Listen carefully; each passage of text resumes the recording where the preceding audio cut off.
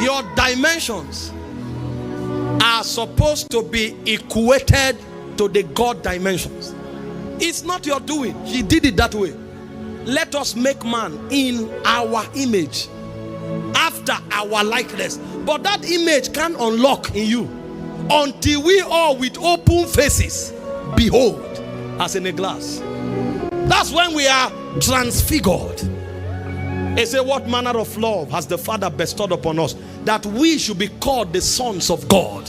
It does not yet appear what we shall be like. He said, but when we shall see him, 1 John 3 verse 1 to 2, we shall be like him. Do you know how many angels desire to be within proximity in the throne room? Only the 24 elders, the 4 beasts and archangels stand there. When Gabriel came to Zacharias, only one thing he enforced: I am Gabriel. I stand in the presence of God. That means standing in the presence of God is a higher rank than being an archangel. He didn't say, I am Gabriel, I'm an archangel. I am Gabriel. I stand in the presence. And because of that, he passed judgment. Because he empowers you to bring government. And we, the Bible says, come boldly before the throne of grace. Come boldly. The way has been made open by Christ. Come boldly. But our desires, our passions will not let us. A generation robbed. Sit down for a moment. Learn it. See, learn it. There are realms beyond pray for me, pray for me. I'm telling you. There are realms where you function like deity. These are the blessings that we have in Christ.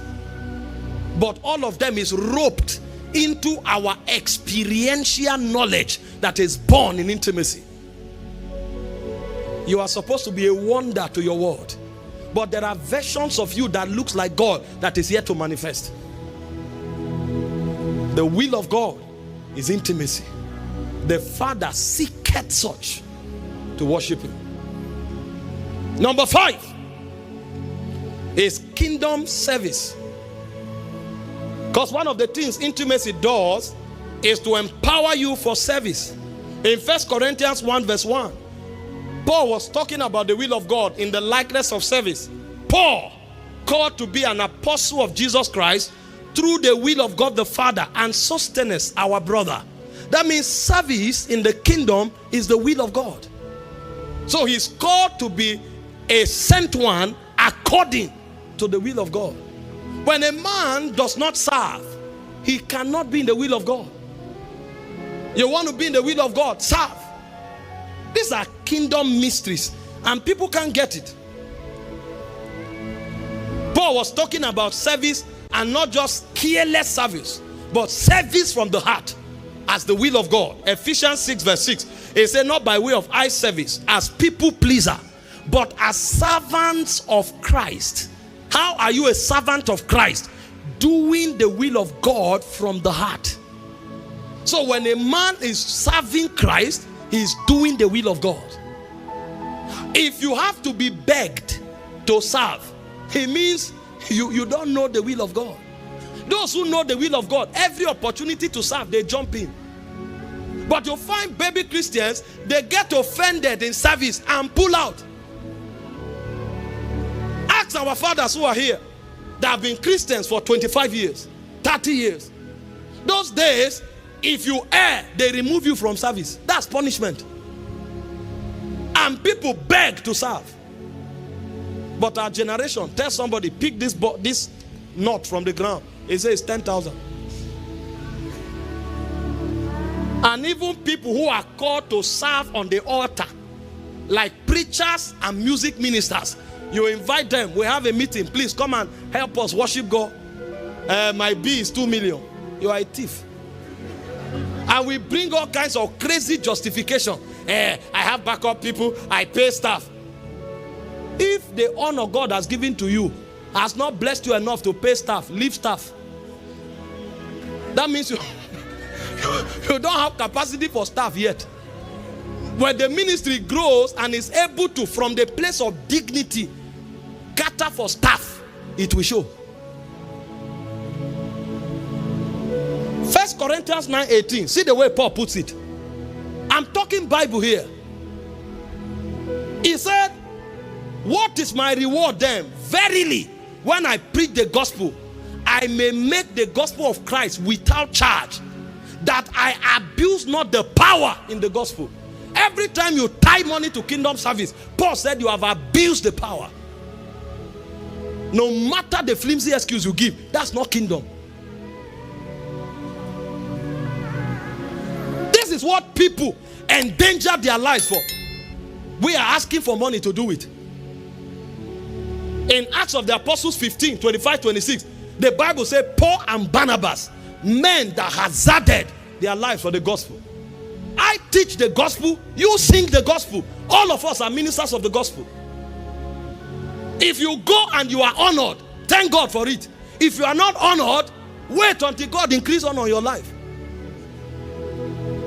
I know there are wolves in sheep clothing. I've been duped many times.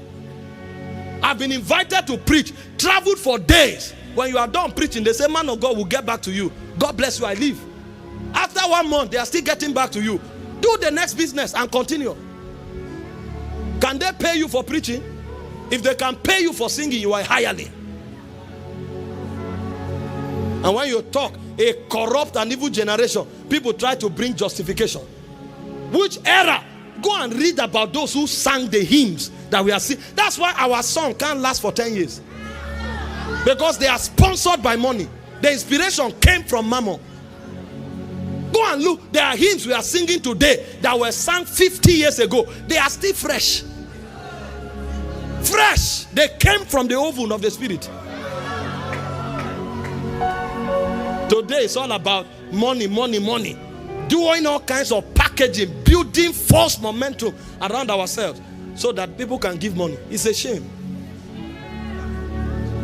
When you talk, they say you are collecting tithe and offering.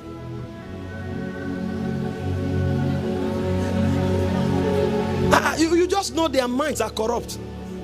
Go and ask those who are pastors.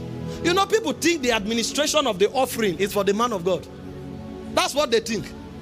They think tithe is for man of God.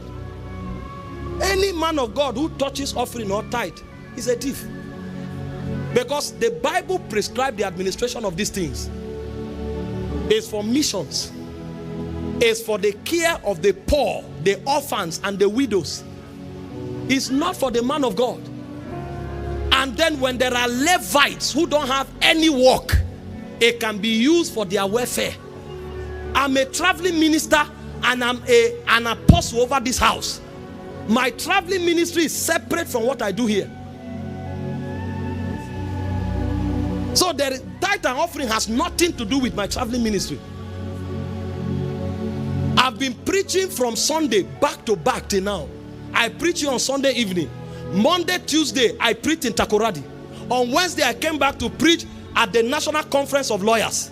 On Thursday, Friday, I was in Jalingo preaching. I just came in from Lagos. I preached Saturday and Sunday morning. I'm preaching Sunday evening. Ask the person who traveled with me. Most of those meetings I rejected on Orion. They gave me, I said no. When I saw the situation around, I said we are all in the same kingdom. I should sow into what you are doing here.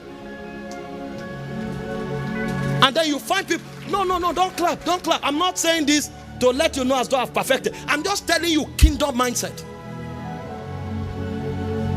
And then somebody comes, he thinks, why do you think we are not powerful in our generation? Influence is lacking. Go and check the days of our fathers. A man can talk and kings can change laws. Today, whole churches gather and do vigil, nothing. Because God can entrust us with power. The fear of God is not there. We are not servants of God. We are servants of Mammon.